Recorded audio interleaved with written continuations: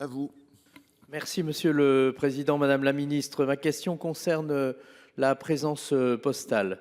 Soyons clairs, il ne s'agit pas d'exprimer la nostalgie de la petite voiture jaune, encore que, qui parcourait les routes de la France. Il ne s'agit pas non plus de nier les évolutions technologiques qui font que les mails, textos et messages remplacent souvent les lettres, courriers ou encore cartes postales. Il ne s'agit pas enfin de nier les bouleversements ou les réalités économiques et financières. L'objet de cette question, c'est d'interroger le gouvernement sur sa vision du service public postal et sur l'équilibre envisagé entre contraintes économiques et services publics. Cette question est essentielle car jamais le sentiment d'abandon dans certains quartiers, certains villages ou dans la ruralité n'a été aussi réel. Il s'agit donc de lever les craintes et de rassurer.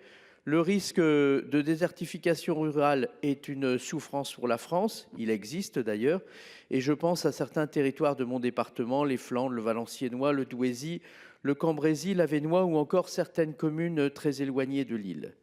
Madame la ministre, quelles garanties pouvez-vous nous apporter pour demain pour qu'un maillage territorial minimal d'une boîte aux lettres par commune soit garanti? Je vous remercie. Merci. À vous. La ministre de la Mer multipurpose. Tout à fait. Merci Monsieur le Président. Monsieur le Sénateur Olivier Henno, merci pour votre question. La Poste, comme vous le savez, subit depuis plusieurs années une baisse structurelle du courrier, 6 milliards de lettres en 2023 contre 18 milliards de l'année 2018 et une prévision de moins de 3 milliards d'ici 2030. Ce volume est par ailleurs constitué majoritairement de courriers professionnels. La part des envois de particuliers est aujourd'hui très faible, moins de 5% des volumes totaux. Alors vous le savez, les usages en matière d'envoi de courrier ont fortement évolué. L'avènement du numérique, la répartition de la population sur le territoire, les habitudes de travail et de consommation ont provoqué une réduction considérable de l'usage des boîtes à lettres jaunes.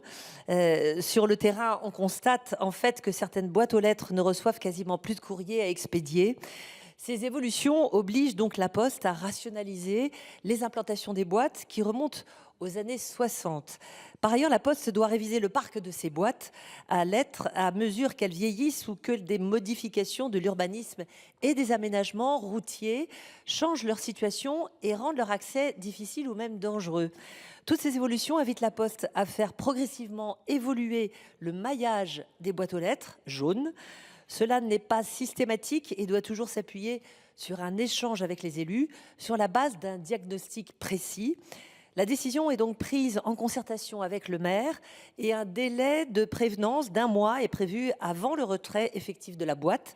L'information est diffusée auprès des habitants par affichage sur la boîte et réorientation vers le point le plus proche pour poster son courrier. Pour les personnes isolées et ou ayant des difficultés à se déplacer, le service Allofacteur via le 3631 permet le passage du facteur au domicile dès le lendemain de l'appel afin de collecter le courrier. La Poste a ainsi engagé une démarche progressive d'adaptation au réseau de ces boîtes jusqu'en 2030 qui maintiendra de toute manière à terme à minima une boîte par commune et une boîte pour 1000 habitants. Je vous remercie. Merci. Allez-y, chers collègues, pour 35 secondes. Oui, merci Monsieur le Président, Madame la Ministre pour votre réponse.